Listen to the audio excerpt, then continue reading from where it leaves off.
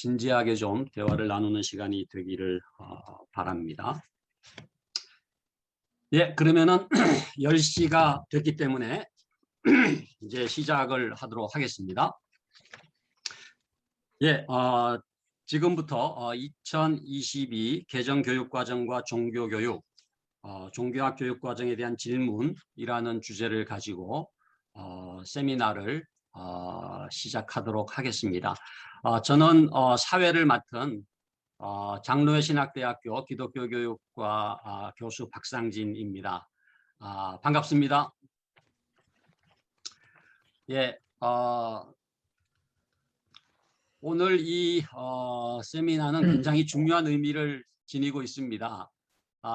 사실은 제4차 교육과정 이후부터 이제 종교 과목이 국가교육과정으로 편입이 돼서 어떤 점에서는 이제 공식적인 교육과정의 근거를 갖게 됐다는 점에서 굉장히 진일보한 측면이 있지만은 그때부터 이제 말하자면 이 종교교육과정과 관련된 갈등이 굉장히 이제 또 공식적으로 이제 일어나게 됐고 지난 이제 2015 개정교육과정부터 종교 과목이 이제 종교학으로 교육과정명이 변경이 되면서 또 여러 가지 현장에 또 어려움이 있었던 게 사실입니다. 그래서 이번에 이제 2022 개정교육과정이라고 하는 거는 2015 교육과정에 대한 평가와 함께 새롭게 뭔가 종교교육과 관련된 변화를 기할 수 있는 굉장히 중요한 모멘텀이 되기 때문에 우리가 이 2022 개정교육과정을 앞두고 이렇게 긴급하게 우리가 세미나를 이제 개최를 하게 됐습니다. 그래서 오늘 되어지는 모든 발표와 또 토론을 통해서 우리 종교교육 현장의 목소리를 이 교육과정 개정 과정에 반영이 될 수 있도록 그래서 2022 개정교육과정의 중요한 하나의 그 요소가 현장의 목소리를 반영한다는 거거든요. 그럼에도 불구하고 굉장히 그 현장과 괴리되어 있는 지금 이 종교교육 현실을 타파할 수 있는 그런 계기가 됐으면 하는 바람이 있습니다. 한 가지 공지사항을 드리면은 여러분들 발제를 들으시면서 또 토론을 들으시면서 질문이 있는 경우에는 채팅방에 올려주시면은 저희가 그 채팅방의 질문을 수합해서 해당되시는 발제자님, 토론자님께 질문할 수 있도록 종합토론 시간을 활용을 하도록 하겠습니다. 그리고 발제자님들은 가능하시면 시간을 좀 지켜주시면 좋겠습니다. 제한된 시간 진행하는 거기 때문에 발제자님은 20분 발표 그리고 토론자님은 10분 토론을 기준으로 발표해 주시기를 부탁을 드리겠습니다. 그러면 먼저 우리 잠깐 강사님들 발표자를 좀 소개를 드리겠는데요. 첫 번째 발제를 해주실 우리 동성고등학교 김홍주 신부님 잠깐 좀 이렇게 음소거 해주시고 인사해 주시겠습니까? 네, 네, 안녕하십니까. 저는 동성고등학교에서 지도신부로 지금 있는 김홍주 신부라고 합니다. 반갑습니다. 네. 예, 우리 소리는 안 들려도 박수 한번 치도록 하겠습니다. 네. 예, 환영하고 감사합니다. 그 다음에 우리 동국대 사범대학 부속 영석고등학교의 권진영 교법사님. 네, 안녕하십니까. 이름이 학교 교명이 좀 길죠. 그냥 영석고라고 줄여서 말씀해 주시면 감사하겠습니다. 만나게 되어서 반갑습니다. 예, 반갑습니다. 그 다음에 기독교 학교교육연구소 부소장이신 이종철 박사님. 네, 반갑습니다. 오늘 발제로 함께하게 된 이종철입니다. 예, 반갑습니다. 그 다음에 우리 토론으로 참여해 주시는 서울기독대학교의 우리 손원용 교수님. 네, 반갑습니다. 예, 반갑습니다. 그리고 가톨릭대학교의 김경희 교수님. 네, 반갑습니다. 예. 자, 우리 한꺼번에 뜨거운 박수로 환영하도록 하겠습니다. 예, 감사합니다. 예, 그러면은 우리 바로 시작을 하도록 하겠습니다. 첫 번째 발제는 우리 동성고등학교 김홍주 신부님께서 2022 개정교육 과정과 종교교육, 가톨릭 학교를 중심으로 라는 주제로 발제해 주시겠습니다. 여러분들 이 유인물은 지금 혹시 미리 받아보지 못한 분들은 채팅방에 요거 자료를 올려주시도록 그렇게 하겠습니다. 그래서 여러분들께서 유인물을 참고하시면서 그렇게 세미나를 진행하도록 하겠습니다. 그러면 우리 김홍주 우리 신부님 박수로 맞이해 주시기 바랍니다. 네, 안녕하세요. 저는 그 동성고등학교에서 지금 있는 김홍주 베드로 신부라고 합니다. 혹시 지금 이 유인물 제가 제일 첫 번째 발표다 보니까 사실 또 이게 제가 PPT를 만들려고 했다가 또 이 세미나 특성상 또 이렇게 유인물도 또 만들어 주셨고 또 여러 가지 혼란이 있을까 봐 그냥 저는 그 유인물을 중심으로 해서 발표를 하려고 하는데 예. 지금 먼저 이렇게 좀 각 공유가 되었는지 좀 그게 예, 좀 공유가 됐습니다. 네, 채팅방에 네, 지금 네, 자료집이 됐죠? 올라가 네. 있으니까 참고해 주시기 바랍니다. 네. 그래서 유인물 보시면서 이렇게 쭉 이렇게 함께 해주시면 될 것 같습니다. 이제 저는 2022년 개정교육과정과 중교교육 가톨릭학교 중심으로 이렇게 제목을 정했는데 이제 지금은 아직은 2015 개정교육과정이지 이제 얼마 전에 이제 고시 예고를 했고 이제 9월달에 고시한다고 합니다. 그래서 저희가 이제 국가교육회 차원에서 지금 국민들 이제에게 의견을 수렴을 하고 그러니까 교육 주체부터 시작해서 이제 학생들, 뭐 부모들 이렇게 등등등 그 의견을 수렴해서 이제 그렇게 교육 과정을 개정을 하고자 한다고 이렇게 얘기를 하는데 저희 가톨릭 학교 입장에서 담긴 이 의견이 그래도 좀 어느 정도 좀 반영이 됐으면 좋겠다는 마음이 이렇게 있습니다. 어쨌든 그 마음을 좀 담아서 이렇게 발표를 발제 준비를 하게 됐습니다.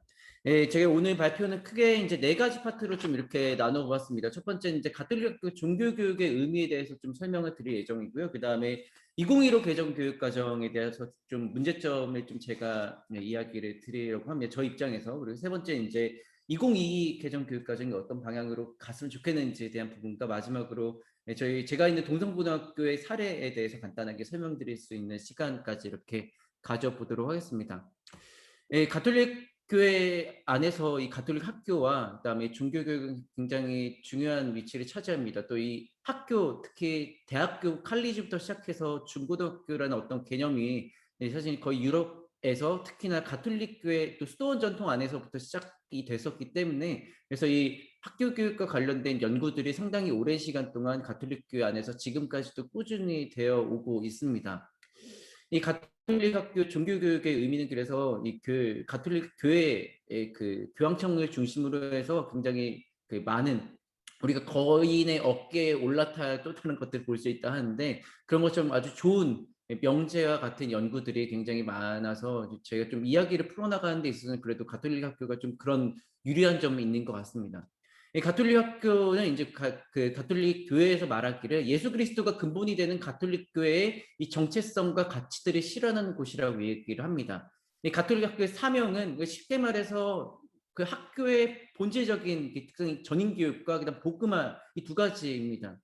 이 두 가지가 이제 우리 그 가톨릭 교회의 사명이라고 볼 수가 있는데 곧 문화를 신앙과 통합하고 신앙을 또 생활과 통합하고 그래서 신앙의 빛에 비추어서 문화를 비판적이고 체계적으로 전수하며 그리스도교적 덕성을 학생들이 배양할 수 있게끔 하는데 아주 사명이 있고 목적이 있다고 볼 수가 있습니다. 그리고 이러한 사명과 정체성은 종교교육을 통해서 분명히 드러난다고 가톨릭 교회의 많은 교육 관련 문헌들은 이야기를 하고 있습니다. 특별히 지금 미국 보스턴 대학교에서 종교교육을 이제 가르치고 있는 이제 보스턴 칼리지에서 가르치고 있는 토마스 그룸 교수 대표적인 이제 학자 중에 한 명인데 아마 개신교 쪽에서도 아마 많이 반영하고 있는 교수님이라고 그렇게 알고 있는데 종교에 대해서 이제 초월자에 대한 인간의 추구라고 이해를 하면서 종교교육을 인생의 초월적 차원에 대한 의도적인 주임을 기울임이라고 정의합니다. 그래서 이 종교교육의 사람들이 추월을 그리고 궁극적인 존재 근거를 추구함에 있어서 그들에게 힘을 부여하는 데 초점을 맞춘다고 이야기를 합니다. 가톨릭 학교 종교교육도 마찬가지입니다. 특히 이 가톨릭 학교 사명 중에 복음화는 굉장히 중요합니다. 단순히 복음화는 그냥 세례 주고 학생들이 이제 뭐 학생들이 신자로 만드는 이런 차원만이 아니라 그 넘어서 하느님 말씀과 구원 계획에 상반되는 인간의 판단 기준과 가치관과 뭐 등등등의 복음의 힘으로 영향을 미쳐 그것들을 이제 변화시키고 바로잡아서 제대로 된 세상 안에서 제대로 된 식별을 할 수 있는 기준점을 마련해 주는 게 이 복음화의 굉장히 중요한 가치라고 볼 수가 있습니다. 이에 따라서 가톨릭 학교는 종교 교육을 통해 학생들이 복음의 진리를 알게 하고 사랑을 실천하는 알게 하고 실천하는 이 차원의 변화들이 굉장히 중요하다고 얘기를 합니다. 그래서 가톨릭 학교에서 종교 교육은 굉장히 중요하고 그래서 가톨릭 학교는 완전한 교육은 종교 교육을 반드시 내포한다라고 이야기합니다. 왜냐하면 또 인간은 그만큼 종교적인 동물이기 때문입니다. 이건 뭐 아주 오랜 시간 동안 인류사 안에서 밝혀진 이야기들이죠. 예. 그래서 이와 관련해서 여러 교회 문헌 및 학자들은 종교 교육의 필요성을 언급했는데 이는 기본적으로 한 5가지로 정리를 해볼 수가 있습니다. 첫 번째는 교회 복음화 사명에 기여하고 두 번째는 학생들의 인격 성장에 도움을 주고 공동선 확립 이거는 이제 우리 그 가톨릭 교회가 제 또 실천과 관련해서 사회교리라는 게 있습니다. 이게 공동선, 인간 존엄성, 보족성, 연대성 뭐 이 4가지 원리가 있는데 이 중에 제일 첫 번째가 공동선이거든요. 그래서 이 공동선 확립에도 보탬이 된다. 맞으면 4번째 문화 간 대화의 기여, 5번째는 전인적 교육을 완성한다. 5가지 정도로 정리가 가능합니다. 이런 목적과 필요성으로 가톨릭 학교 종교 교육은 다양한 방식으로 이루어지는데요. 이게 일반적으로 그 이루어지는 현장인 가톨릭 학교에서 전반적으로 일단 종교 교육 과정 안에 편입되어 직접적으로 이루어지기도 하고 아니면 그리스도교의 가치관 교육이라든지 또 종교 교육 실천 활동들 뭐 미사부터 시작해서 제가 각주 일단 다 이제 달아놨는데 그런 것들과 같이 간접적인 차원에서 전개가 되는 점도 있습니다. 참고로 제가 직접적 종교교육, 간접적 종교교육 이렇게 분류를 한 것은 우리 학교 가톨릭 학교 같은 경우는 가톨릭 학교교육 지침서가 있습니다. 지침서에 나온 또 이제 근거들을 토대로 제가 이 용어를 정리를 한 것입니다. 이처럼 진행되는 직접적인 종교교육은 이제 그 종교적 교육, 종교에 관한 교육, 종파 교육 이 3가지로 이제 박범석 교수님이 예전에 이제 분류한 그 것인데 그거를 통해서 이제 우리가 계속해서 좀 이렇게 바라볼 수가 있는 것 같고요. 그래서 이 글에서 말하는 종교교육은 기본적으로 이제 정규교육과 안에서 이루어지는 왜냐하면 교육과정을 이야기해야 되니까 직접적 종교교육을 좀 칭하도록 하겠고요. 필요에 따라서 이제 간접적 종교교육이라는 표현으로도 의견을 좀 개진하도록 하겠습니다. 두 번째 이제 2015 개정 교육과정입니다. 2015 개정 교육과정은 창의 융합형 인재 양성과 배움을 즐기는 행복교육이라는 방향성을 바탕으로 해서 미래 학교 교육의 방향을 창의성을 중심 특성으로 하는 인간상과 핵심 역량의 측면에서 이제 교과가 구성이 되었죠. 그래서 이제 이런 목표 안에서 2015 개정 종교학 교육과정은 종교 간의 그리고 종교와 다른 영역의 소통 가능성 제고라는 구도를 토대로 학습자 중심의 성찰적 종교교육을 목적으로 하고 있습니다. 여기서 성찰적 종교교육을 목적으로 하고 있다고 이렇게 말하고 있는데 과연 성찰적 종교교육의 목적성을 제대로 이 종교학 교육과정에 반영하고 있냐 이거에 대한 좀 문제가 있다고 생각이 듭니다. 2011 개정 교육과정부터 좀 그러려면 거슬러 올라가면 됩니다.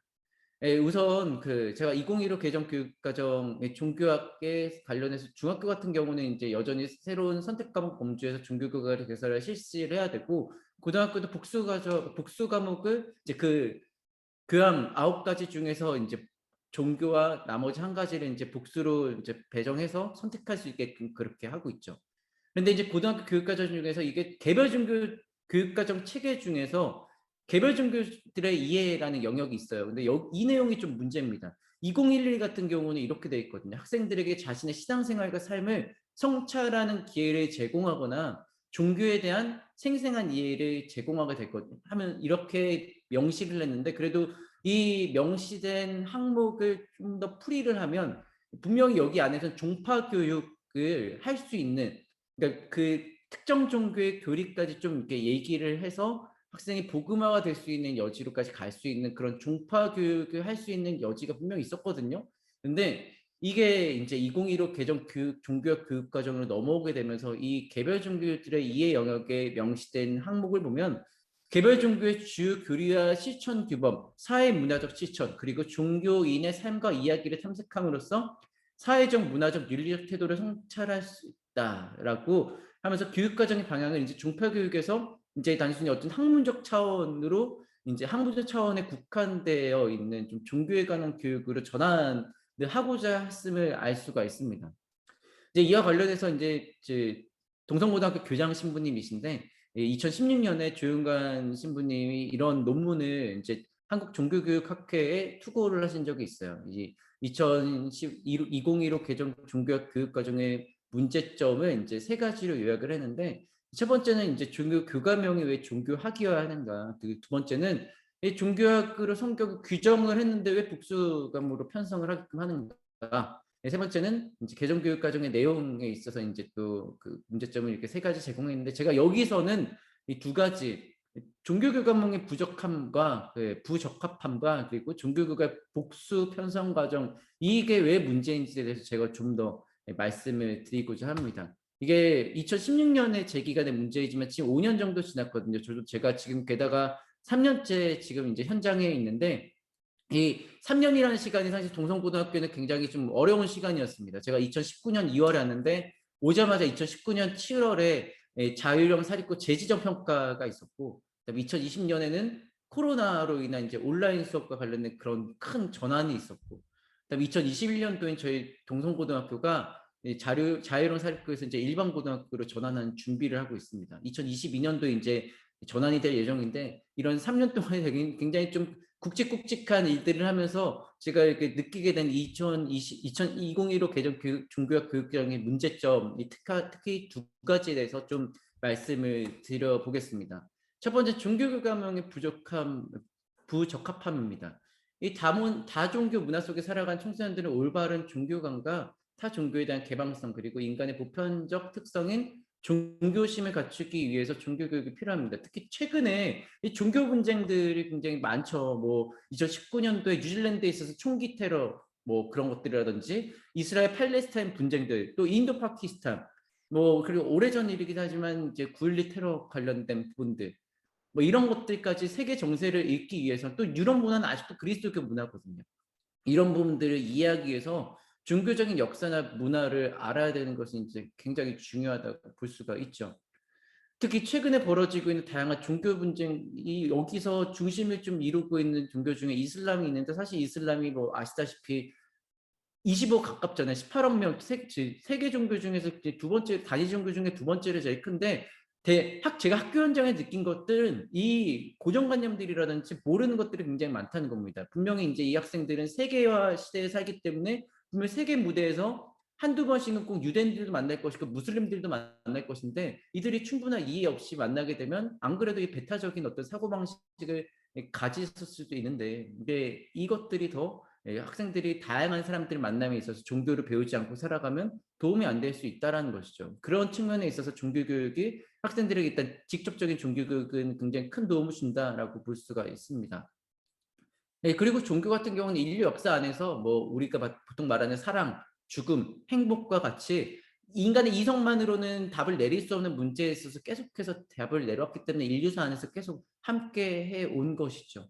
특별히 20세기 들어서서 이 과학적 실증주의가 더 중심을 이루고 있는 사회 안에선 이 인간의 이성과 눈에 보이는 것만으로 모든 것들을 우리가 풀어갈 수 없다라는 것을 이제 알려줄 수 있는 게 사실 종교의 어떤 가치라고 생각합니다. 이 가톨릭교회 입장에서 종교교육 목적은 그래서 이 본질적으로 종교심, 인간이 누구나 갖고 있는 종교심에 대한 이해와 지식을 얻는 데 있어서 이렇게 있는 어떤 그런 내면에 도움을 주는 것뿐만이 아니라, 또 모든 인간이 가지고 있는 내면의 종교심 발견하고 또 종교심을 성장시켜서 전인적인 인격을 형성하는 데 도움을 주는 목적이 있습니다. 또 전인적 인격의 형성은 지적, 도덕적, 신체적 차원뿐만이 아니라 영적인 차원까지도 이제 성장할 수 있게 도와주는 데 목적이 있죠. 그게 바로 종교교육의 본질적 목적이라고 할 수가 있습니다. 이 영적 차원의 성장도 종교에 대한 지적인 교육으로만 완성되는 것이 아니라 영적 지혜를 제시하고 그 지혜를 성찰하고 또 살아냄으로써 그게 체득할 수가 있는 것이죠. 단순히 교실 안에서만 이루어질 수 있는 것이 아닙니다. 어떤 종교에 대한 의미는 이론과 실천이 함께 갔었을 때 내가 이제 우리가 보통 육하라고 얘기를 하는데 어찌 그렇게 가능할 수가 있다는 것이죠. 그러나 이제 이 2015 개정 그 과정을 보면 이제 종교인의 삶을 통해 사회적 문화적 윤리 사태로 성찰할 수 있다라는 그것을 보면 이제 종교교육에 대한 본래의 의미를 제대로 이해하지 못하고 종교에 관한 교육으로 좀 국한시키려고 하는 점 발견할 수가 있는 것 같습니다. 제가 이게 그 학생들에게 윤리나 도덕적인 차원에 있어서 제 모범이 되는 것들이 이제 제일 중요한 게 저는 시민의식이라고 좀 얘기를 했었습니다. 코로나 이전까지요.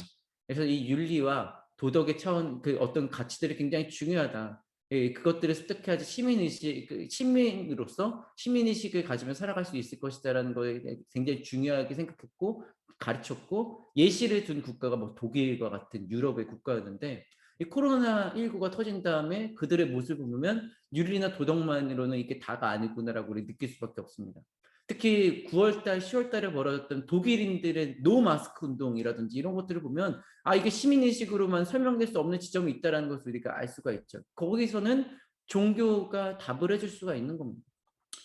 두 번째, 종교교육의 복수 과목 편성 문제입니다. 이건 뭐 너무 잘 아는 내용이죠. 보통 세계 법률 조항에 대해서 얘기를 합니다. 헌법 제20조랑 교육기본법 제6조랑 25조 이 세 가지를 얘기를 하는데 헌법 제20조 1항은 이제 종교교육의 자유를 포함하고 있지만 또 2항은 종교분리 원칙에 의해서 국가가 이제 종교교육하는 것을 금지하고 있죠. 또 교육기본법 제6조 2항을 이제 이것도 역으로 해석하면 이게 사실은 국가에서 설립한 학교에서 특정한 종교를 위한 종교교육을 해서 안 된다는 거지 반대로 사립학교 같은 거는 이제 된다는 명제가 성립이 가능한 어떤 여지가 있는 것이거든요. 그리고 25조 같은 경우는 사립학교의 권학위원 바탕으로 한 종교교육 인정 및 존중의 근거가 분명히 됩니다. 그렇기 때문에 사실은 이 본래 법률이 사립학교 특히 종립학교에서 종교교육 사립학교의 설립 이념에 따른 종교교육을 할 수 있게끔 하는 충분한 그 어떤 그 근거가 되는데도 이 조항이 제대로 지켜지고 있는지 의문입니다. 특히 이미 지금 2015에서는 이걸 아까 제가 말씀드렸다시피 지금 종교학적인 차원으로 이미 지금 완전 국한시켜 놨는데 이걸 왜 복수로 설정해 놓는지도 의문이에요. 종교학은 엄연히 학문이고 과거에 물론 과거에는 우리 동성고등학교도 그랬지만은 학생들이 입교를 하기 위해서 좀 무리한 종파 교육을 제도 그 정규교과 시간에도 했던 것이 사실입니다. 하지만 이제는 그렇게 안 됩니다. 그 이유는 좀 나중에 말씀드리겠지만 이미 지금 요즘 이 현대 살아가는 학생들이 그런 식으로 접근하면 오히려 더 학생들이 종교에 대한 반감감이 더 커진다는 것이죠. 예, 이미 지금 학생들에게 신앙의 자유가 어느 정도 좀 많이 제공이 되고 있고 실제로 학생들도 그거에 대해서 존중감을 받고 있음을 느끼고 있습니다. 실제로 제가 2016년도 제 석사 논문이 있는데 제 석사 논문 이제 전국에 있는 65개 가톨릭계 중등학교의 선생님들 그 교목자들 50분과 학생들 3,400여 명을 대상으로 설문조사를 했었습니다. 그리고 나름대로 전수조사 비슷하게 하려고 노력한 그런 그 설문조사인데 거기서 이제 그 설문에 대한 이야기를 제가 이제 몇 가지를 앞으로도 쭉 해드릴 겁니다. 이 설문에 따르면 이 학생들은 이미 대다수가 그 종교 교육을 통해서 존중받고 있다라고 느끼고 있었습니다. 제가 드린 자료집에 따르면요. 그렇습니다. 그렇기 때문에 이제 2029 개정 종교학 교육과정은 좀 변화가 돼야 될 필요성이 있는 것이죠. 이 교육부가 밝힌 개정교육과정 2022 개정교육과정의 과제는 이제 크게 네 가지로 볼 수가 있죠. 미래 영역 함량을 위한 포용교육 기반 마련, 두 번째는 학생 개별 맞춤형 교육 기반 마련, 교육과정 개정 체제 개선, 교육과정 안착 지원 체제 구축 등입니다. 특히 이제 4차 산업혁명과 인구 감소 그리고 코로나19로 인해서 급격하게 변화하고 또 2025년부터 또 고교 합격 학점제가 되기 때문에 이와 관련해서 이제 능동적으로 적응해서 자신의 재능을 발휘할 수 있는 혁신 인재를 좀 양성하는 데 목적을 둔다고 합니다. 그런데 여기서 이제 이 계속 의견 수가 지금 2017년도에 만들어진 국가교육회의거든요. 근데 여기서 10만 1000명이 참여 설문조사 결과가 나왔었어요. 근데 여기보다 더 강화되어야 할 교육 영역 표적으로 이거 뭐였냐면 인성교육이었습니다. 인문학, 소형교육 등등등보다 훨씬 더 많은 격차를 두고 1위가 인성교육이었죠. 근데 종교교육에 있어서 인성교육이 대단히 중요한 핵심 가치입니다. 실제로 학생들도 제가 했던 그 설문조사에 그 석사 논문에 따르면 리스나 케이스터디 다 올라가 있는데 나중에 관심 있으신 분들은 찾아보시기 바랍니다. 네, 종교에서 제시하는 윤리성 및 도덕적 습득 가능이 제일 도움이 많이 된다고 얘기를 합니다. 종교교사 역시 이 종교 수업에서 이루어진 교육 내용 비율에서 50% 가까이가 이제 윤리, 도덕, 인성 교육에 가장 큰 비중을 둔다고 했고 저도 실제로 그렇습니다. 그러나 향후 종교 교육을 실시함에 있어서 저희가 좀 크게 염두에 두어야 할 점이 있는데 이 한국갤럽에서 벌써 이제 5번째로 발표한 한국인의 종교 이 2021년 아직 단행본으로 발표는 안 됐는데요. 이 한국갤럽 사이트에 있죠. 이 한국인의 종교 이번 연도에 따르면 요즘 우리 사회에서 종교의 영향이 감소하고 있다고 답한 사람은 전체 28%로 지난 조사보다 훨씬 많이 상승했습니다. 또 요즘 종교는 우리 사회에 도움을 주지 않는다고 답한 사람은 전체의 63%입니다. 지난 조사보다 훨씬 많이 상승했고 또 개인 생활에 종교가 중요하지 않다라고 답한 사람도 전체 62%입니다. 이게 핵심이죠. 이를 통해 알 수 있는 점은 종교는 더 이상 사람들에게 긍정적으로 이제 비춰지는 것만이 아니다. 그 긍정적으로 바라보는 사람의 비중이 점차 줄어들고 있다는 것을 알 수 있습니다. 이런 현실 안에서 종립학교가 종교교육 차원에서 과거의 방식으로 종파교육을 한다면 이게 역효과가 날 수 있다는 것이죠. 이러한 상황을 바탕으로 이제 제가 개정 종교학 교육과정이 어떻게 변화되었으면 좋겠는지 이제 그 종교 교육 과정의 그 차원에서 하나 그리고 종립학교의 입장에서 하나 이 두 가지에 대해서 좀 이야기를 해보도록 하겠습니다. 첫 번째는 종교 교육을 할 권리가 좀 회복이 되어야 될 것입니다. 이게 학생들의 대부분은 사실은 종교 교육에 대해 만족하고 있습니다. 설문조사가 그래요. 근데 현행 교육 과정은 종교 교육의 현장에서 어떻게 이루어지고 있는지 잘 이해가 부족한 것 같습니다. 이미 학생들이 지금 억지로 하면 더 역효과가 일어나는 거 충분히 알고 있거든요, 현장에서도. 근데 아직도 현장에서 그러고 있다라고 오해하고 있는 것 같아요. 이미 게다가 종교학 차원으로 전환이 됐는데 지금 이 현장의 상황을 교육과정 2015가 제대로 반영됐는지 좀 모르겠습니다. 그래서 이 종교교육을 할 권리를 좀 회복하기 위해서는 좀 이 법률이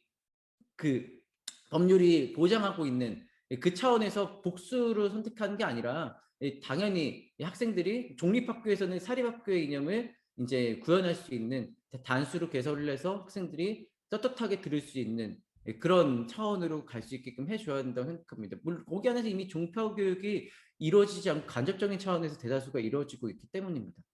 두 번째, 종교교육의 인식이 변화가 필요합니다. 이게 복음화 관련된 부분인데 우리가 이제 이게 지금 제도 그 일반 수업 안에서만 이루어지고 있는 그 수업에서 이루어지고 있는 이 직접적 종교교육에서만 머무르는 것이 아니라 통합적인 차원에서 우리가 이 종교교육을 바라봐야 될 필요가 있다라는 것이죠.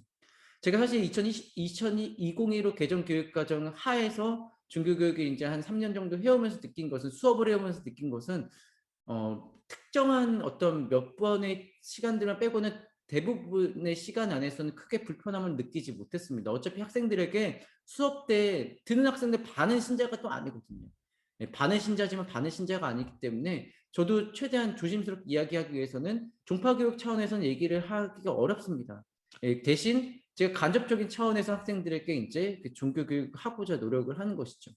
그렇기 때문에 이 간접적 종교 차원에서 이론이 열매를 맺을 수 있도록 도와주는 어떤 통합적인 차원으로 나가야 된다는 것이죠. 그냥 우리가 단순히 이 교육 과정을 통해서 직접적 종교 교육을 어떻게 해야 될 것인지에 대해서 멈춘 것이 아니라 이게 어떻게 간접적 종교 교육 차원에서 이루어질 수 있는지에 대해서까지 우리가 함께 고민을 해야 된다는 것입니다. 가톨릭적인 인간의 양성이 된다는 것은 이 그리스도의 진리와 사랑을 이해하고 믿음을 실천하는 사람이 되어야 된다는 것이거든요. 그런 이러한 변화를 위해서 그래서 가톨릭 학교의 차원에서는 이 학교에 상주하고 있는 신부나 뭐 수녀님들의 역할이 굉장히 중요한 것인데 아니면 우리 교회나 또 불교에서의 종립학교 같은 경우도 똑같이 그런 상주하고 계시는 이제 분들의 역할이 굉장히 중요하겠다는 생각이 듭니다. 네, 그래서 그러기 위해서는 안정적으로 이 교목자들이 효과적으로 종교교육에 집중할 수 있도록 별도의 종교교육 교실과 성당, 교목실과 상담실 등이 교내에 반드시 필수적으로 설치가 되어야 될 필요성이 있겠다는 생각이 듭니다. 이렇게 교육과정도 변화돼야 되고 학교의 차원, 그 종립학교 주체 차원에서도 좀 그 변화가 되어야 되는 생각이 듭니다. 마지막으로 짧게 동성고등학교 사례만 좀 설명해 드리도록 하겠습니다. 도표만 보시면 될 것 같아요. 저희는 이제 학생 중에 입학한 애들이 반은 신자고 반은 신자가 아니에요. 이건 예전 일반고 때도 좀 비슷한 추세였고 앞으로 일반고 전환이 돼도 저희가 그 서울 안에 중부교육청에 있는데 여기가 그 학령 인구가 굉장히 적기 때문에 60%는 서울시 전역에서 저희가 선발을 합니다. 그래서 아마도 비슷하게 신자인 학생들은 반 정도, 아닌 학생은 반 이렇게 비슷하게 또 올 것 같습니다. 과거에 그렇기 때문에 자사고가 되기 과거에도 전에도 그랬기 때문입니다. 어쨌든 이렇게 학생들이 오면 일단 입학하면 1학년 때부터 정규교과로서의 종교교육, 그 다음에 수시 인성교육, 저희가 이제 또 교육청에서 해야 되는 필수 이수교육 있죠. 생명존중교육, 자살 예방교육, 뭐 장애인의 교육, 다문화의 교육, 뭐 양성평등 이 5가지가 있는데 이것들을 저희가 이제 그 창체 시간 이용해서 수시 인성 교육을 하고 있어요. 특히 저희 서울대 천주교 서울대교구 안에 유관기관들이 있습니다. 한마음 한몸 운동본부라든지 뭐 등등의 유관기관이 협력해서 전문가들이 오신 다음에 학생들에게 또 전문적인 인성 교육을 수시로 하고 있습니다. 이것도 간접적인 차원이죠. 종교적 차원의 영성교육, 미사, 성사생활, 세례, 견진, 다양한 전례 관련 행사들, 뭐 성모의 밤, 뭐 등등등을 하고 있습니다. 이것도 종교적 차원의 영성교육이에요. 생태환경 실전 프로젝트는 이제 이게 지금 현대 시대에 맞춰서 하는 건데 이것도 그 서울대교구 안에 있는 환경사목위원회와 이제 같이 협력해서 학생들이 할 수 있도록 뭐 1년에 한 번 1박 이틀 동안 하는 뭐 생태 캠프라든지 이런 것들을 통해서 학생들이 이제 그 환경을 소중함을 이제 그 좀 더 가톨릭적인 차원에서 습득할 수 있도록 도와줍니다. 마지막으로 종교인성부라는 건 뭐냐면 아까 말씀드렸다시피 사제랑 수녀가 학교 안에 상주하고 별도로 수업할 수 있는 교실이라든지 면담할 수 있는 곳 등등등이 마련되어 있습니다. 그래서 학생들과 학부모들이 언제든지 정시로 수시로 면담하고 함께 할 수 있게끔 문이 마련되어 있습니다. 이것들을 저희가 디스펙 교육 동성 영성 교육 과정이라고 하는데 이 디스펙 이 교육 과정을 통해 학생들이 인성을 증진시켜 본교의 교육 목표인 진리와 사랑을 추구할 수 있게 하는 데서 도움을 주고 이렇게 인성을 넘어선 영성적인 차원의 학생이 될 수 있게 그렇게 교육을 하고 있습니다. 정리를 짧게 하도록 하겠습니다. 이 가톨릭교회 신학자 20세기 최고의 신학자라고 하는 예수의 칼 라너라고 있습니다. 이분은 이렇게 말했습니다. 정확하게는 이렇게 말씀드렸거든요. 미래의 신실한 그리스도인은 무언가를 경험한 신비주의자이거나 아니면 아무것도 하지 않는 사람이 될 것입니다. The devout Christian of the future will either be a mystic, one who has experienced something, or he will cease to be anything at all 이라고 말씀하셨죠. 그러니까 이 말은 결국은 미래의 그리스도인은 신비가이거나 아니거나입니다. 신비를 살아가는 사람이거나 아니거나. 신앙의 신비는 결국은 그리스도교에서 얘기하는 것은 복음을 사랑을 실천하는 것이거든요. 예, 그리고 이론은 실천하셨을 때 가장 아름다울 수 있다고 하는 것은 이미 예수 그리스도께서 말씀하신 내용입니다. 마태복음 7장 21절에 얘기하거든요. 나에게 주님 말로 하면 하늘나라에 들어가는 게 아니라 결국은 네가 얘기한 거를 실천해야지 가능한 것이다 라고 이미 사실은 예수님이 말씀하셨습니다. 2022 개정 종교학 교육과정 그냥 기본으로 돌아가서 법령이 보장하는 것을 해달라. 복수가 아니라 단수로 해야 되는 건 명확합니다. 그런데 넘어서서 저희가 이 간접적 교육과정, 정규 안에서 들어왔던 교육과정이 단순히 이게 개정이 된다고 끝이 아니라 이것을 우리가 어떻게 하면 통합적인 차원에서 이게 어떻게 하면 더 효과적으로 종교교육이 이루어질 수 있을지 이게 이론을 어떻게 하면 실천적인 차원으로 잘 끌어내서 이것들 학생들에게 잘 체득시켜서 양성시켜 줄 수 있는지에 대해서 좀 더 고민을 했을 때 2022 개정 종교학 교육과정도 어떻게 변화가 되든 더 가치 있게 현장에서 쓰일 수 있을 것이다 라고 생각이 듭니다. 어쨌든 이런 저희 가톨릭 학교의 어떤 차원의 의견이 또 다른 종파 종립학교에도 또 듣는 여러분들에게도 또 도움이 될 수 있고 또 더 좋은 방향으로 교육과정 개정이 될 수 있는데 조금이나마 밑거름이 될 수 있었으면 좋겠습니다. 이것으로 그러면 네. 제 발표를 마치도록 하겠습니다. 고맙습니다. 네. 네, 감사합니다. 아주 뭐 열정적으로 그리고 전체 지금 어떤 종교교육과 관련된 문제점을 또 잘 요약을 해주시면서 발표를 해주시기 때문에 시간이 약간 오버됐지만 제가 이렇게 멈추라고 말씀을 드리지 못할 정도로 귀한 말씀을 해주셨습니다. 그래서 종교교육의 권리를 회복해야 된다. 종교학교육만이 아니라 종교교육을 가능하도록 하는 권리를 회복해야 된다는 점과 그리고 이제 종립학교 입장에서도 조금은 더 종교교육을 새롭게 인식할 필요가 있다. 좀 자성적인 어떤 변화도 촉구를 해 주셨습니다. 예, 그러면은 이어서 2022 개정교육과정과 종교교육, 종교학 교육과정에 대한 질문이라는 주제로 우리 영석고등학교의 우리 권진영 교법사님께서 발표를 해주시겠는데요. 지금 35분이니까 시간을 지켜주셔서 55분까지 그렇게 발표를 해주시면 되겠습니다. 우리 박수로 맞이해 주시기 바랍니다. 안녕하십니까. 네, 저는 조금 시간을 줄여서 말씀을 좀 드리겠습니다. 목소리 들리나요? 예, 잘 들립니다. 예, 사실은 이제 이런 기회를 주신 우리 기독교 학교교육연구소의 이런 열정에 대해서 감사를 먼저 드리겠습니다. 그리고 앞서 발표해 주신 동성고등학교 이제 신부님에 대해서도 깊은 존경과 감사의 마음을 좀 표시하고 싶네요. 왜냐하면 개인적으로 한 7년 전에 동료 교법사하고 건강음료 한 병 들고 동성고등학교를 찾아갔습니다. 그래서 앞서 있는 학교 시설과 체제에 대해서 현장 체험을 좀 했었어요. 그래서 동성고등학교에 대해서 굉장히 좋은 인식과 좀 많이 배워야겠다 이런 생각들을 많이 했었습니다. 사적으로 말하자면 신부님 옆에 기타가 한 대 있었는데 기타 잘 치십니까? 라고 했더니 그냥 폼으로 갖다 놓은 거예요. 이렇게 말씀을 해주시더라고요. 저도 지금 제 사무실에 기타가 있습니다. 앞으로도 종교 간의 대화를 통해서 많은 배움이 있기를 바랍니다. 오늘 이제 발표를 어떻게 할까 이렇게 생각하면서 이제 우선 주최 측에다가 좀 질문을 했었습니다. 이게 각주도 달아야 되고 참고 문헌도 해야 됩니까? 그랬더니 그럴 필요 없습니다.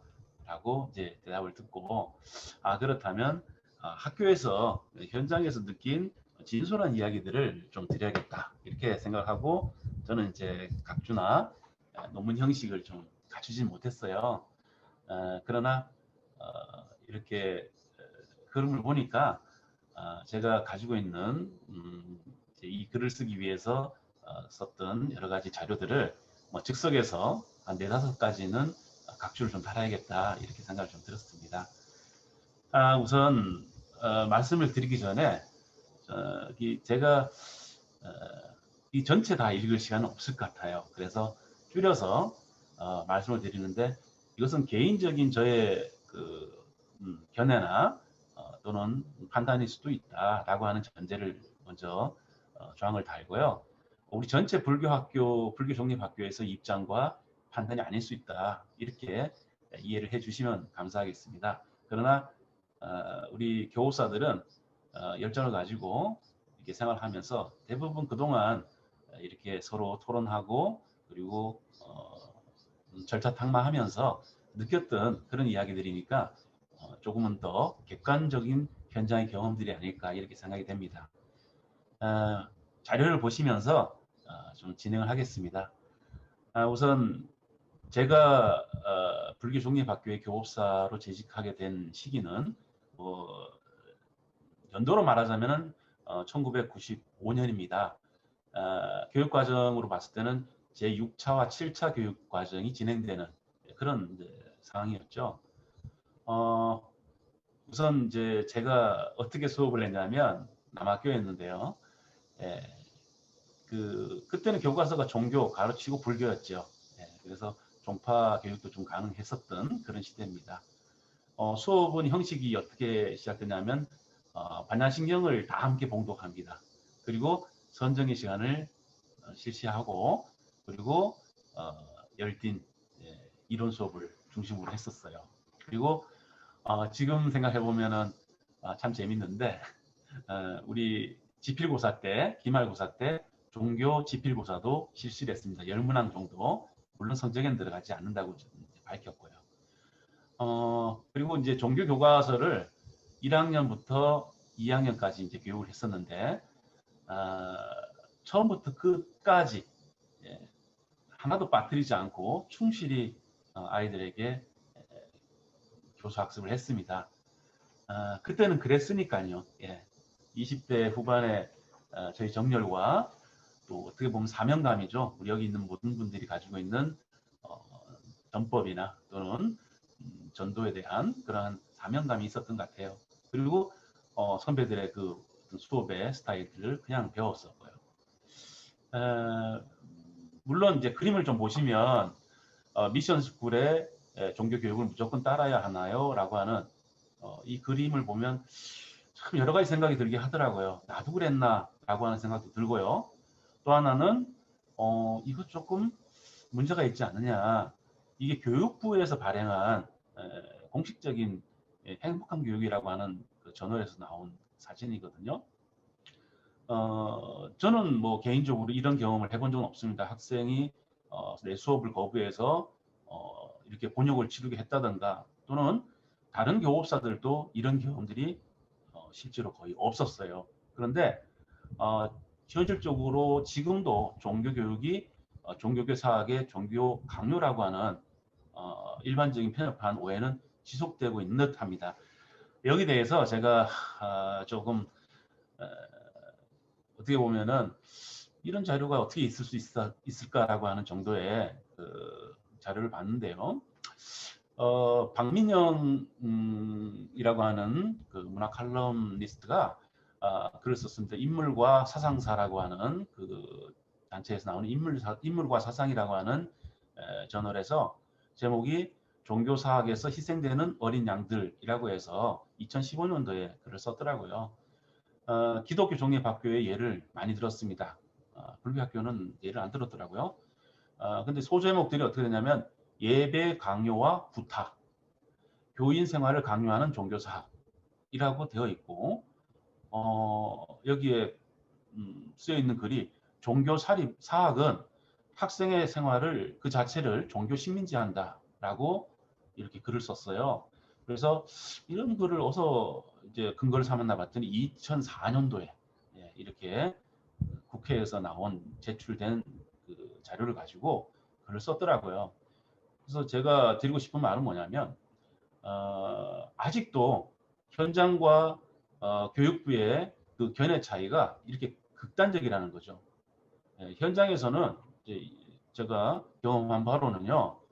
물론 지금은 이런 수업을 하지 않지만요. 동성고등학교와 마찬가지로 그때는 지금 학자들의 학술적인 논리로는 문제가 있을 수 있어요. 그러나 그때나 지금이나 학교에는 분명한 좀 기준선이 있거든요. 그게 뭐냐면 학교는 학생의 종교 자유를 보장한다는 것이고 학생은 불교 종립학교의 권학 이념과 전통을 이해하고 수용한다는 이게 좀 학술적으로 모호할 겁니다. 그러나 논리와 논리가 만나면 그런 말다툼이 생기는 거잖아요. 이론이 생기고요. 근데 마음과 마음이 만나면 이런 기준선은 분명해져요. 그래서 그때 당시에도 그렇고 지금도 자신 있게 아이들에게 수업을 합니다. 그때는 뭐 반야신경 할 때 아이들이 굉장히 큰 소리로 재미나게 스트레스 풀려고 했는지 모르지만 이렇게 반야신경을 해가지고 다른 반의 수업을 일체 그 시간에 못했어요. 아까 동성고등학교 예처럼 상당한 부분의 아이들이 종교 수업에 대해서 부정적인 측면보다는 긍정적인 측면을 가지고 있다는 것이 현장의 분석입니다. 그리고 좀 넘어가겠습니다. 종교학 교육 이 부분입니다. 제가 이제 고민을 했어요. 20년 전부터 고민을 해서 지금까지 하고 있는데 고민을 하게 된 이유는 지금은 이제 우리 그 나이스상에서 다 그 학생들의 수업 평가를 하지 않습니까? 저는 그런 게 없을 때 백지 한 장 나눠주고 한 5년 동안 초임 때부터 한 5년 동안 혹시 종교 수업에 뭐 하고 싶은 말 있으면 나한테 좀 써줄래? 라고 해서 마지막 시간에 줬어요. 거기에는 종교에 대한 강요라든가 아까 그림에서 나오는 듯한 그런 그 섭섭함이라든가 종교를 차별했다든가 이런 것들은 진짜 거의 없었어요. 근데 가장 큰 불만과 어려움이 뭐냐면 종교 교과서가 너무 교과 내용이 많고 어려워요. 잘 쓰지 않는 단어들이 많아요. 그리고 재미없어요. 또 진로 진학에 이게 도움이 되나요? 라고 하는 뭐 그런 이야기였습니다. 그 얘기는 뭐냐면은 종교 차별 또는 종교 강요의 문제가 아니고 현장에서는 교과 과정에서 제시하는 그런 과정들이 맞지 않는다는 그런 이제 증거죠. 교과 과정대로 한다면 종교 수업은 앞으로도 아이들한테 외면당하고 특히 고교 학점제라든가 시대적인 상황에 의해서 외면을 당할 수밖에 없을 것 같아요. 그래서 저는 최근에는 교과 주제를 재구성합니다. 그리고 종교 문화 체험을 통해서 아이들에게 종교적 심성을 가지게 하고요. 또 현실적으로 진로 진학이나 심리적 회복 탄력성, 또 비폭력 학교 평화 만들기 수업 이런 것들로 학생들과 함께 호흡을 하고 있어요. 그래서 이제 표로 제가 이제 첨부를 해놨는데 저 개인적인 어떤 그런 노력들을 왜 이렇게 표를 만들어서 제출을 했냐면 우리 교과사들이 종파 교육으로서 불교를 신자 교육하듯이 이렇게 하지 않았고 하지 않는다라고 하는 그런 노력들을 객관적으로 좀 우리 교육부 관계자들이 또 이런 종교 교육과 관련된 그런 정부와 채널을 가진 이런 분들이 좀 알아줬으면 이런 마음이 있습니다. 물론 제가 그 개인적인 교수법이나 또는 종교 교사로서의 역량이 부족함도 이제 인정을 합니다. 그것을 인정한 상태에서 더 배우고 싶어요. 그래서 이제 제가 좀 쭉 넘어가서요. 우리 불교 종립학교에서는 사실 여러 가지 이제 그 교육에 관한 지원이나 이런 것들이 상당히 좀 아쉽습니다. 그래서 스스로 이렇게 교사용 종교 교사들을 위한 그러면 이제 다른 교과에 보니까 다 교사용 지도서들이 있더라고요. 이것을 우리가 만들어 본 적이 있어요. 근데 지금 생각을 해보니까 이렇게 뭘 하지 마라 또는 종교학적인 지식 위주의 이러한 그 수업보다는 이렇게 한번 수업해봐라 라고 물론 이게 불가능할 것 같습니다. 교육부나 또는 우리 교육부와 아까 채널을 가진 어떤 종교 전문 학자들이라고 제가 얘기했는데 그분들이 교사용 지도서를 한번 만들어 봤으면 좋겠습니다. 그리고 실제적인 현장에서의 그러한 뭐랄까 그런 감을 한번 느껴보고 이런 저런 정책을 결정했으면 좋겠다 이런 생각이 들었어요. 2015년 그 교육 과정에 제시된 그 시청각 자료 활용이라든가 강의법, 대화식 수업, 탐구, 발견식 수업 등등 학생 중심의 수업 형태를 한번 현장에서 할 수 있도록 도움을 달라 이런 제안을 해보고요. 그리고 저는 아까 말씀드린 대로 그 종교 수업에 있어서 주제를 재편성하고 재구성을 하고 그리고 현실적으로 학생들이 고민하고 있는 부분에 대해서 불교적인 대안이랄까 종교적인 심성에 대한 어떤 그런 교육으로서 여러 교육을 실천을 해서 학생 중심의 수업도 추구를 해서 실천을 해보았고요.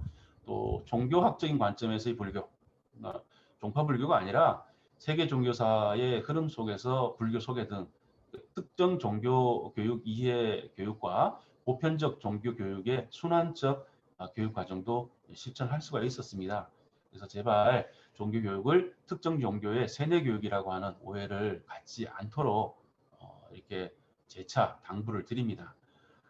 김용표 교수님의 불교계 종립학교와 종교교재라고 하는 논문이 있어요. 여기 보면은 불교 종립학교에서 이렇게 층을 나누어서 불교를 원하는 학생들에게는 불교를 심화해서 가르치고 그리고 일반적인 측면에서는 불교적 교육을 하고 있다 내지는 종교적 교육을 하고 있다라고 하는 내용과 그리고 이 순환적 교육의 종교 교육의 원리를 어떻게 실천하고 있다라고 하는 내용들이 이렇게 나와 있습니다.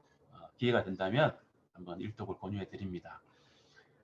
그리고 이제 2022년 2022 개정 교육 과정에 대한 제언인데요. 역시 이 부분에 대해서도 이제 몇 가지 키 포인트를 좀 키워드를 통해서 말씀드리고자 합니다. 첫 번째 미래 종교 교육에 대해서라고 하는 부분인데요.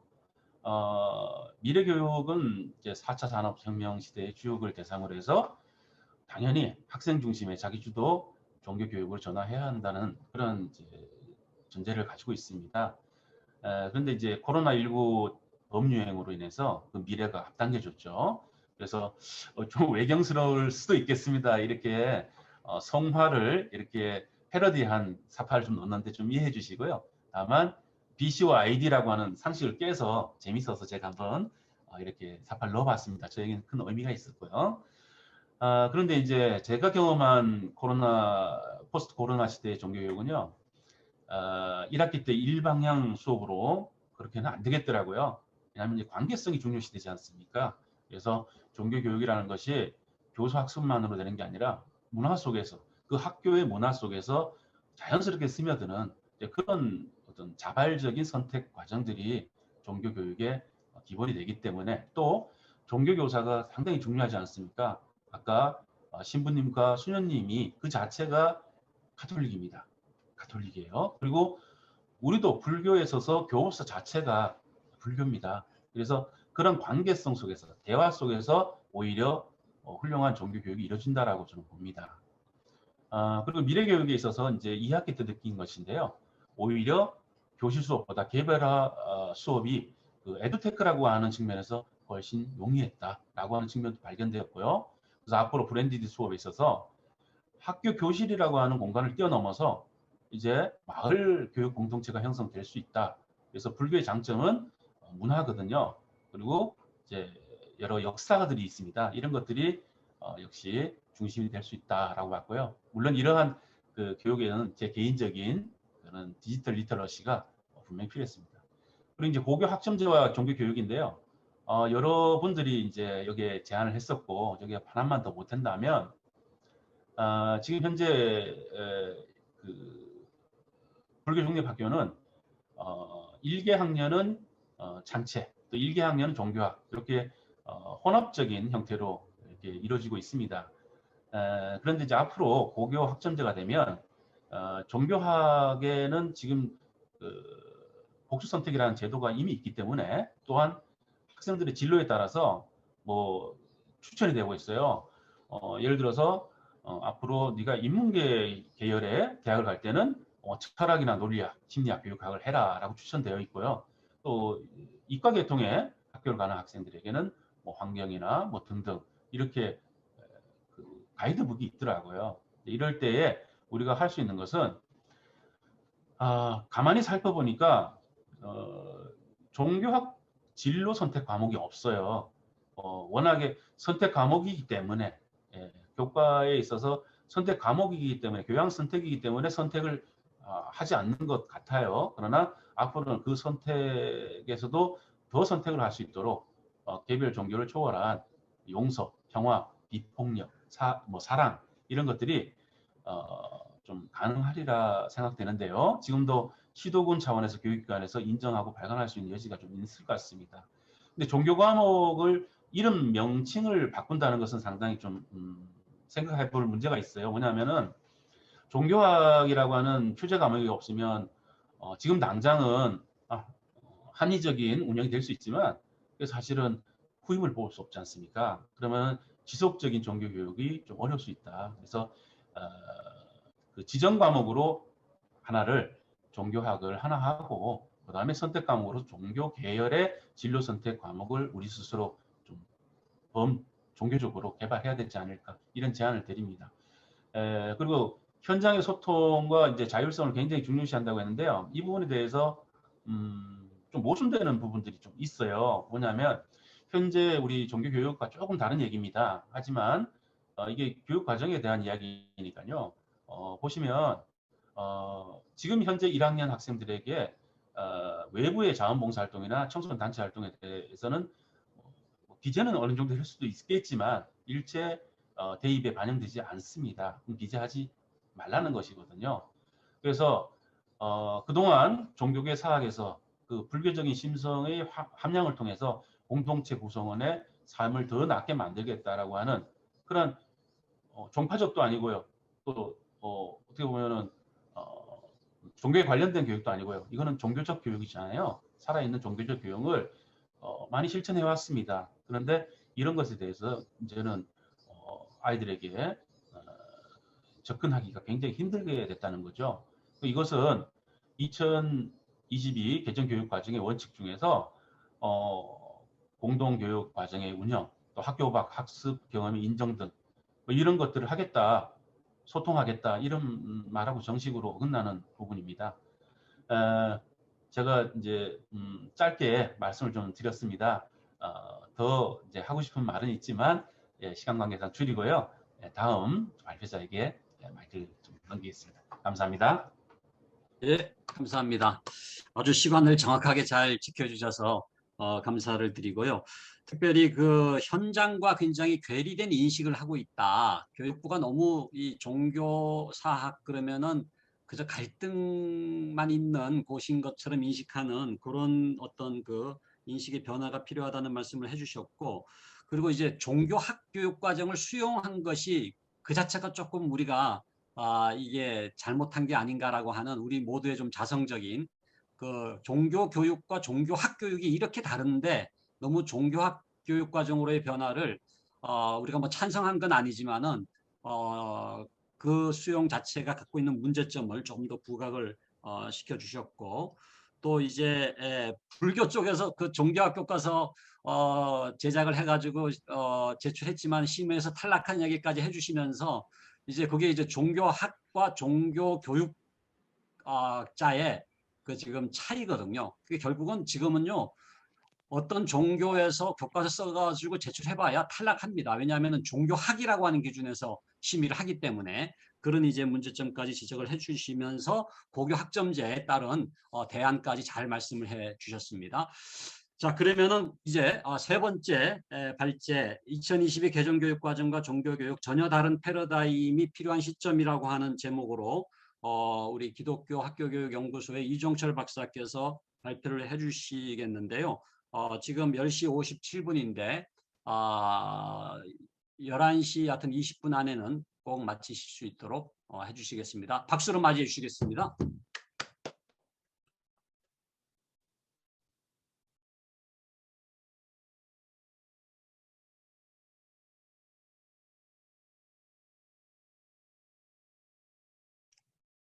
음소거 해제를 해주시고 얘기를 해주시죠.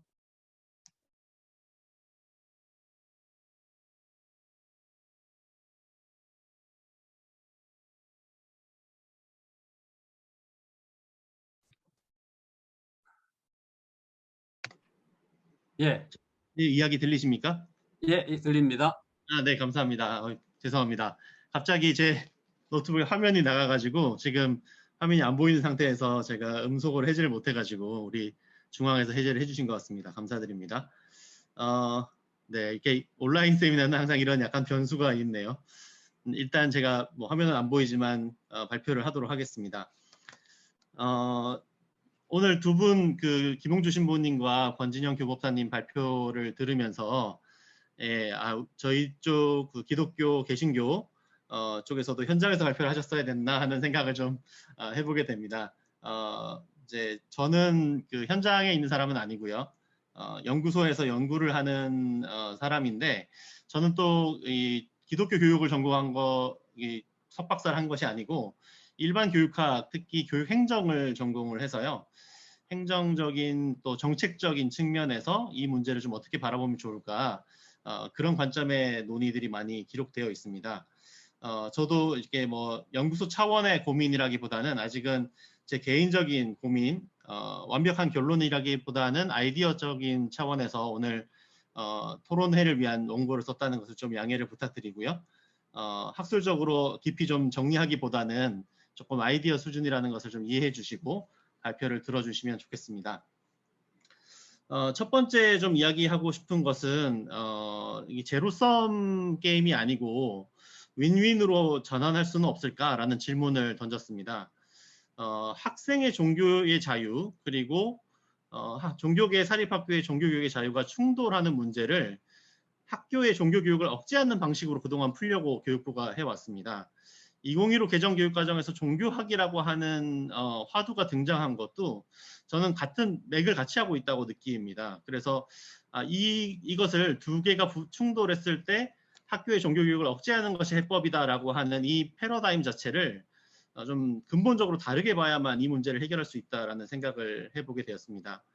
2010년도 강희석군 사건 대법원 판결문에 의하면 이 두 기본권이 충돌할 때는 학생의 종교의 자유를 더 존중해 주는 것이 옳다고 보았는데 그 핵심 근거는 저는 그 한국의 사립 중고등학교가 사실상 중공립화되어 있다라고 하는 인식으로부터 나와 있다고 생각합니다.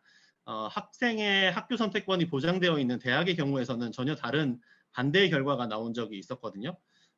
그렇다니 그런 점에서 지금 이 문제의 본질적인 문제는 우리 종교계 학교들의 학교 선택권이 보장되어 있지 않은 문제하고 연결되어 있다고 저는 생각이 됩니다. 강희석군 사건 그 당시에 재판을 맡았던 박종보 교수님께서 그때 그런 이야기를 하셨어요. 이것은 마치 부모가 그 자신의 자녀를 강제로 특정인과 결혼시켰는데 그 자녀가 부모에게 소송을 하지 않고 그 배우자에게 소송한 것과 같다. 그러니까 다시 말하면 이 모든 문제의 근본 원인이 국가가 학생들에게 학교 선택권을 보장하지 않고 종교계 사립학교의 그 교육을 원치 않는 학생을 강제로 배정한 데 있다라고 하는데 하는 주장입니다. 그래서 저는 사립학교의 자율성의 핵심이 학생 선발의 자율성인데 우리의 공교육 현 상황이 그것이 어렵다고 하면은 적어도 회피권이나 전화권을 줘야 한다.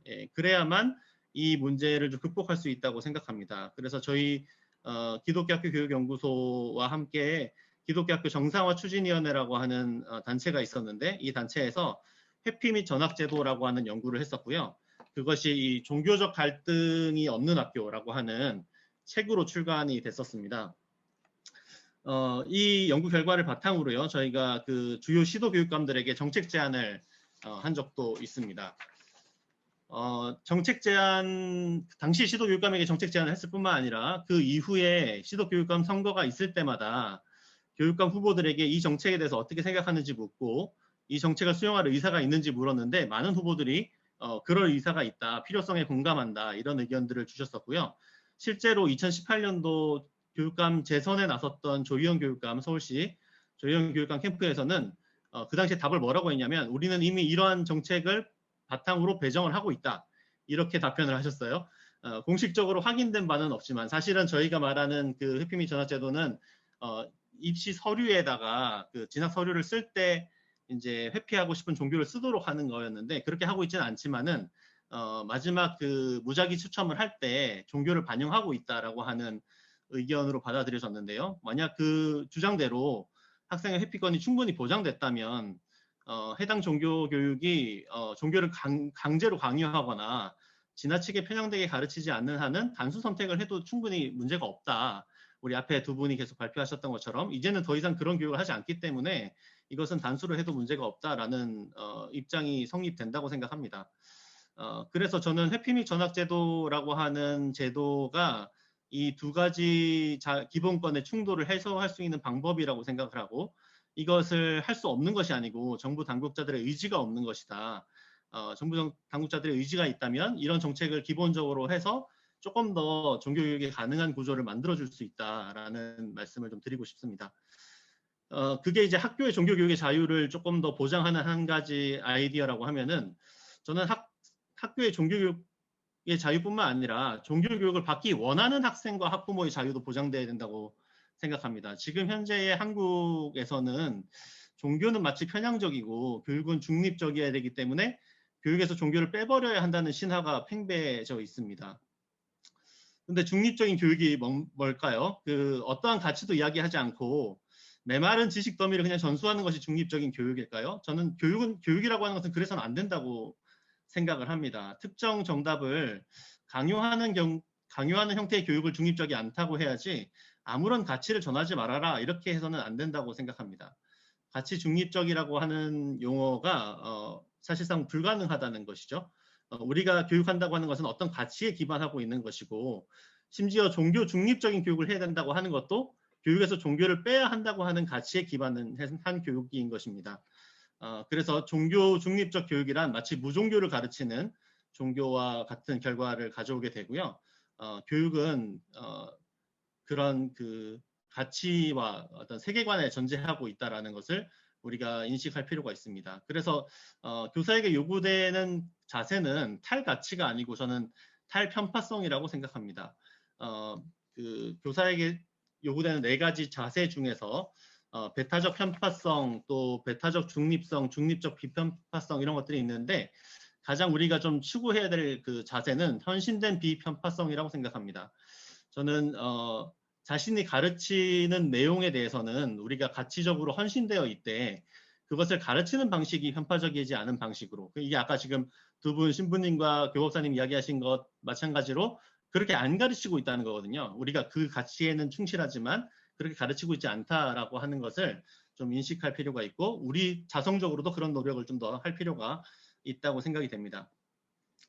많은 종교인들은 사실 자신의 종교적 신념과 세계관에 기반한 교육을 원합니다. 사립학교의 자율권을 박탈한 결과는 대안교육의 증가로 저는 이어지고 있다고 보는데요. 왜냐하면 한국에서 지금 진정한 의미의 사립학교는 대안학교뿐이라고 생각하기 때문입니다. 적극적인 종교교육을 희망하는 학생과 학부모들은 대안교육을 선택하고 있습니다. 그래서 오늘날 기독교 진영의 비미인가 대안학교 수는 기독교 사립학교 초중고등학교 수에 육박하고 있습니다. 그래서 2020년도 작년에 제가 임고은 이은혜 박사님과 함께 했던 왜 어떤 부모들은 초등부터 미인가 대안학교에 자녀를 보내는가라는 연구에 따르면 부모님들이 크게 4가지 이유 때문에 미인가 대안학교를 선택하는데 첫 번째, 두 번째가 뭐냐면 자녀의 행복을 추구하고 입시와 성공 문법으로부터 탈주한다는 것이거든요. 초등 단계 이전부터 아이들에게 과도한 사교육을 시키고 있는 현실, 그거 동의하지 않는다. 그리고 중고등학교 때도 입시와 막 성공이라고 하는 문법에 아이들을 이렇게 사로잡혀서 공부하게 하는 거 내가 살아봤더니 그게 의미 있는 삶이 보장되는 게 아니더라 라는 생각 때문에 대안학교를 보낸다는 것이고요. 그게 하나의 그 앞에 2가지가 큰 하나의 축이라고 하면은 뒤에 2가지는 그 신앙적 삶의 가치, 우리가 가지고 있는 어떤 그 가치를 좀 더 구현하는 교육을 받고 싶다는 거예요. 그래서 더 나아가 자신이 추구하는 종교적 신념과 삶의 가치관에 기반한 교육을 하고 싶다는 필요, 그런 가치관을 공유하는 공동체와 함께하고 싶다는 마음이 부모들을 대안교육으로 이끌고 있습니다. 그 사실상 준공립화된 이 공교육 내의 종교계 사립학교들이 학생 선발권과 교육과정 편성권을 잃은 상태에서 종교교육의 방향마저도 종교학적 교육으로 강요되는 이 현실에서 많은 종교인들이 종교적 세계관에 기초한 교육을 받기 위해서 대안교육이란 창구를 활용하고 있다는 것이고 저는 이것이 꼭 그런 부모들은 그런 학생들은 비미인가 대안학교를 통해서만 그런 교육을 받아야 하는 것인가? 그렇지 않다고 생각합니다. 한국의 공교육 체제 안에서도 그런 교육이 가능한 곳이 있어야 된다고 생각하고 그런 측면에서 이것이 또 좀 인정받는 이런 그 부모나 학생들의 필요가 인정받는 그런 체제가 필요하다고 생각합니다. 그래서 저는 우리 사립학교 체제를 좀 다양화할 필요가 있다고 생각합니다. 우리나라는 전 세계적으로 가장 사립학교 비율이 높은 나라 중에 하나입니다. 그러나 실질적인 사립학교는 거의 없다고 볼 수 있는 그런 자율성이 보장되지 않는다는 거죠. 그런 기형적인 모습을 가지고 있습니다. 이 문제를 해결하기 위해서 저는 영국의 경우와 같이 사립학교를 3개의 형태로 나눌 필요가 있다고 생각합니다. 완전한 자율권이 인정되는 사립학교와 부분적 자율권이 인정되는 사립학교, 그리고 공립학교로 전환하기 원하는 사립학교가 그것입니다. 공교육의 30%에 달하는 사립학교를 다 모두 완전 자율권이 인정되는 학교로 전환하자고 하면 경부도 받아들이기 어렵고 해당 사립학교들도 원하는 바가 아닐 수 있습니다. 그래서 저는 사립학교들이 이 3가지 중에 하나를 선택하도록 하고 종교계 학교도 마찬가지입니다. 그것에 따라서 자율권을 좀 다르게 부여할 필요가 있다고 생각합니다. 아마도 그렇게 했을 때 공립학교 하는 게 좋겠다. 공립학교로 그냥 바꾸는 게 좋겠다. 아마 종교계 사립학교 중에는 그런 학교가 거의 없다고 생각되지만 대부분의 많은 사립학교들이 그렇게 할지도 모르겠습니다. 저는 그런 학교들에 대해서 자율권을 보장하자고 말하고 싶지 않고 종교교육적 의지가 강한 학교들에 대해서 좀 종교교육의 자유가 자유롭게 보장되는 그런 구조, 지금의 사립초등학교나 미인가 대안학교의 정도의 자율성은 보장이 돼야 된다고 생각하고, 과거에 우리가 자율형 사립고라고 하는 정책에 기대했던 부분도 바로 이런 부분이라고 생각합니다. 다만 기존 자율형 사립고의 실패는 제가 볼 때 이 자율이라고 하는 것을 종교교육의 특성화로만 활용하지 않고 소위 입시명문학교 지향하는 마음을 동시에 가졌기 때문이라고 생각합니다. 중학교 내신 50% 이상만 지원할 수 있는 그 기준이 초창기 자율사고 정책에 있었는데, 저는 이때 종교계 사립학교들이 강력하게 이 부분에 대해서 저항하고 반대했어야 된다고 생각합니다. 우리가 원하는 자율권이라고 하는 것은 종교교육을 희망하는 학생들을 위한 것이기 때문에 내신 성적 50% 우리 그런 기준 원하지 않는다라고 주장했다면 좀 더 이 우리의 정체성과 진실성을 인정받았을 거라고 생각합니다. 고교 다양화 정책을 주도했던 이주호 장관의 그 생각이 평준화를 넘어 다양화로라는 책에 잘 담겨 있는데, 아마 그것에 드러나 있지는 않아도 그의 아이디어에는 애초부터 수평적 다양화가 아닌 수직적 다양화 개념이 포함되어 있었을지도 모르겠습니다. 그러나 저는 우리 교육에 진정으로 지금 필요한 것은 수직적 다양성이 아니라 수평적 다양성이라고 생각하고요. 그 교육기본법 25조에 보장하고자 하는 사립학교들의 다양하고 특성 있는 설립 목적이 존중되는 그런 다양성이 인정돼야 된다고 생각하고, 자율형 사립고라는 정책을 더 이상 활용할 수 없다고 하면은 종교교육 특성화 학교라든지 또 어떤 다른 이름이라도 좋으니까 좀 더 적극적인 교육을 하기 원하는 학교들에게 그런 기회를 줄 필요가 있다고 생각합니다.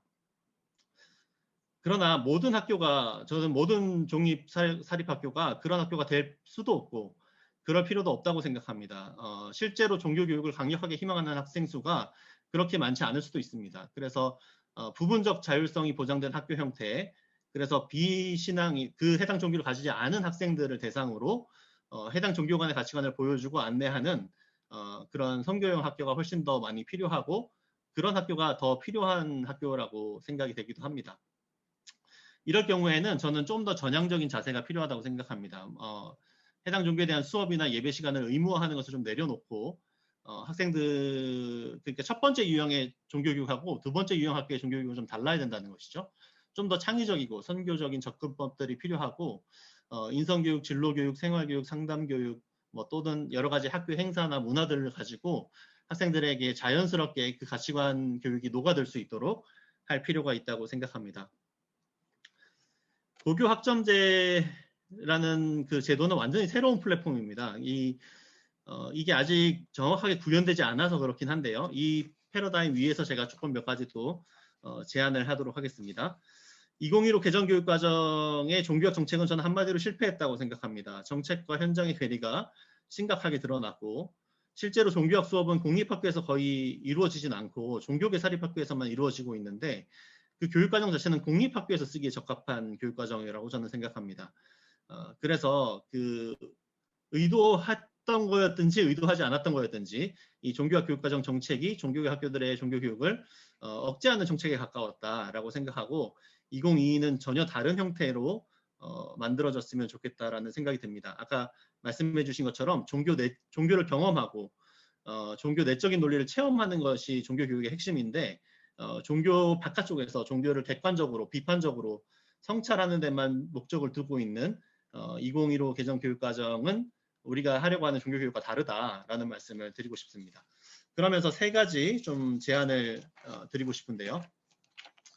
첫 번째는 우리나라는 너무 많은 부분의 교육과정을 국가가 통제하고 있습니다. 국민이 참여하는 교육과정을 만든다고 이번 2022에서 국가교육회의가 각종 토론회를 주최하면서 수기와 합의 과정을 하고 있는데요. 제가 지난주 토요일에도 그 토론자로 선정이 돼서 같이 들어가서 토론을 했거든요.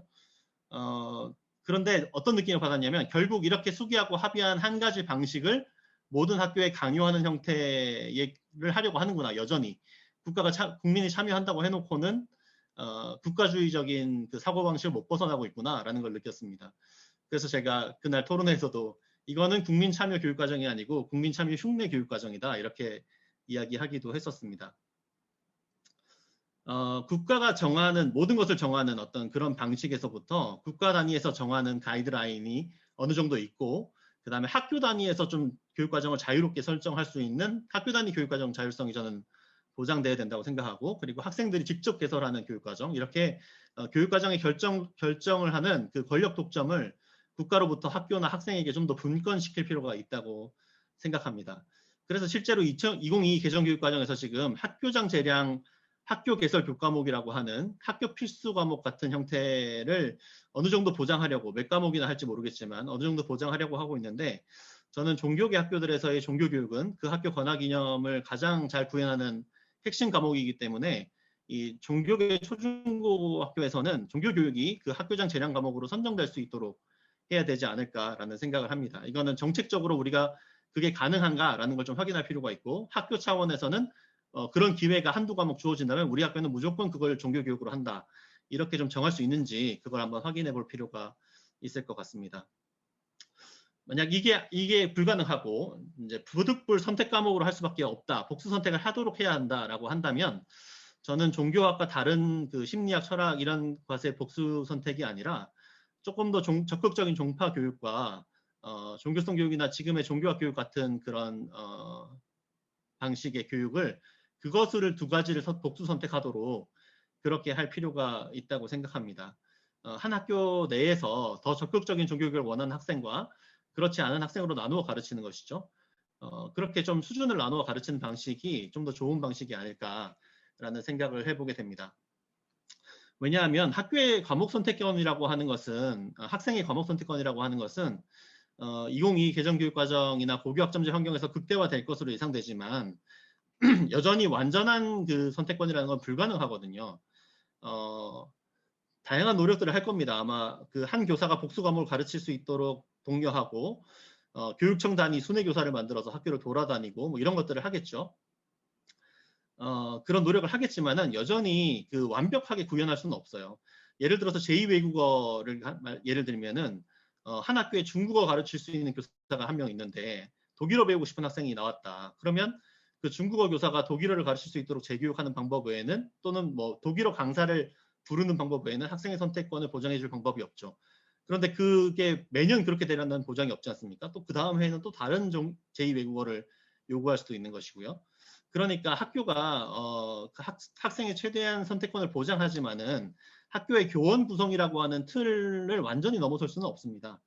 제2외국어도 그런데 하물며 종립사학에서 종교교육은 그 학교에서 학교의 핵심 과정인데, 기독교 학교에 교목 목사님이 계신데 그분들에게 종교학과 심리학을 나눠서 가르치라고 하기도 어렵고, 불교와 기독교를 나눠서 가르치라고 할 수도 없고, 그래서 그 선택권을 보장해 줄 수 있는 제가 생각할 때 가장 좋은 방법은 좀 더 적극적인 종교교육과 그렇지 않은 종교교육으로 나눠서 가르치게 하는 것밖에는 저는 좋은 방법이 없다고 생각이 됩니다. 마지막으로 고교학점제 플랫폼에서는 단지 둘 중에 하나를 선택하는 복수 선택을 넘어서서 아마 좀 더 다양한 학생들의 필요에 맞추는 교과목 개설권이 보장돼야 된다고 생각하고, 그런 측면에서 진로 선택 과목을 개설할 수 있도록 해야 된다고 생각합니다. 예전에 우리 대학에서 전공 필수를 확 줄이고 학생들의 과목 선택권을 늘려줬던 경험과 비슷합니다. 고교학점제는. 그래서 좀 다양한 과목들이 개설될 필요가 있는데요. 그런 측면에서 저는 종교계 대학이나 종교 관련 학과로 진학하려는 학생들에게 그 진학에 도움이 되는 과목들을 개설할 필요가 있다고 생각합니다. 그래서 뭐 인문사회대로 진학할 학생들을 위한 종교와 사회문화, 종교와 세계사, 뭐 그리고 교사대 진학을 위한 종교교육 개론, 뭐 이런 식의 그 다양한 과목명을 바탕으로 한 또는 신학대학이나 뭐 더 종교 관련 학과로 가기 위한 학생들을 위해서 기독교의 이해나 성경, 뭐 구약, 신약 이런 것도 가르칠 수 있어야 된다고 저는 생각하거든요. 고교학점제라면. 그런 좀 다양한 과목들을 가르칠 수 있는 준비와 노력들이 우리 지금 현장에 있는 종교교육 담당자들에게 좀 필요한 역량이 아닐까, 이런 생각을 해봅니다. 이때 필요하다면 관련 대학이나 학교 밖 전문가들을 강사로 활용하는 방식도 가능하겠고요. 또 인근 종교계 대학과 협업을 할 수 있다면 더 좋은 취지를 살릴 수 있을 거라고 생각합니다. 이번 2022에서 굉장히 재미있는, 실제로 구현될 수 있을까라는 좀 걱정이 되긴 하지만 재미있는 아이디어들 중에 하나가 지역 클러스터를 통해서 연합 캠퍼스를 만드는 거거든요. 그래서 예를 들어서 아까 중구에 계시다 그랬나요? 그러면 그 학교가 그 중구에 있는 학교들 학생들 그 학교에 다니는 학생들 말고도 그 중구에 다니고 있는 다른 학교의 학생들 중에 그 종교 교육을 받기 원하는 학생들이 와서 들을 수 있도록 그렇게 한다는 게 가능하다는 뜻이거든요. 이제 그런 게 가능해진다면 아마 종교계 학교 교육의 새로운 선교 모델을 만들 수도 있지 않을까, 예, 이런 생각이 들었습니다. 마지막으로 고교학점제 도입과 관련해서 학생 선택권의 강화가 이루어지면은 담임제를 대신할 그 진로 학업 설계 어드바이저가 필요가 대두됩니다. 그래서 이 학생들의 세심한 진로 선택 관리, 생활 관리 이런 것들이 노하우가 필요하고요. 그런 세심한 것 챙기는 일들은 사실 종교계 학교가 가장 잘할 수 있는 영역이라고 생각이 됩니다. 그래서 종교계 학교들이 이런 부분에서 좀 선도적인 역할을 해 나갔으면 좋겠다라는 말씀을 드리고 싶고, 평가를 그동안에 좀 하지 않았던 부분들에 대해서도 저는 특히 진로 선택 과목을 다양하게 개설하려고 할 때는 평가를 하는 것이 필요하다고 생각합니다. 왜냐하면 입시랑 또 반영이 돼야 되니까 절대평가 형태로라도 입시 평가를 해야 된다고 생각이 되고, 그 종교 과목을 평가하려고 할 때 그걸 어떻게 하면 좋을지에 대한 현장의 고민과 학계의 연구가 같이 필요하다고 생각이 됩니다. 마지막으로 교육부에 좀 이번 교육부 관련 2022 관련 자료에도 나와 있긴 하던데, 지금의 형태보다 훨씬 더 유연한 검인정 도서제도의 유연함과 더 나아가서 교과서 자유발행제가 도입이 돼야 된다고 생각합니다. 그래서 이번에 불교계나 저희 개신교계나 교과서를 발행하려고 했다가 국가로부터 좀 거절을 당했는데, 이런 더 이상 국가가 이렇게 통제하는 방식이 아닌 학교의 필요에 따라 적절하게 사용할 수 있는 자유발행제 형태로 전환될 필요가 있다, 이런 말씀을 드리면서 저의 발표를 마치고자 합니다. 감사합니다. 예, 예, 수고하셨습니다. 종교교육 억제 정책을 펴고 있다.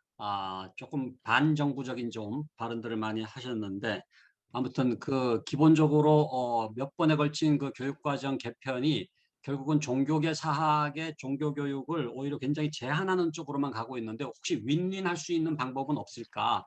그런 모색이 필요하고, 또 이제 종교계 사학의 존립 방식까지, 이건 뭐 교육과정 문제를 넘어서서 사립학교 제도의 어떤 변화에 대해서도 얘기를 해주시면서 고교 학점제에 따른 그런 그 몇 가지 제안을 해주시고, 특별히 이제 교육과정을 너무 국가가 통제하려고 하는 그런 그 중앙 집권적인 방식이 여전히 지금 강하게 작동하고 있는데, 사실은 2022 개정교육과정이 표방하고 있는 것은 좀 더 이렇게 현장과 소통하는, 또 이제 국민들의 의견을 반영하는 교육과정이라고 한다면은 보다 더 그 학교 단위의 또는 교사 단위의 그런 교육과정으로 무게중심을 좀 옮겨가야 되는 게 아닌가, 그런 점에서 자유발행제 교과서 간행 문제까지도 제안을 해 주셨습니다.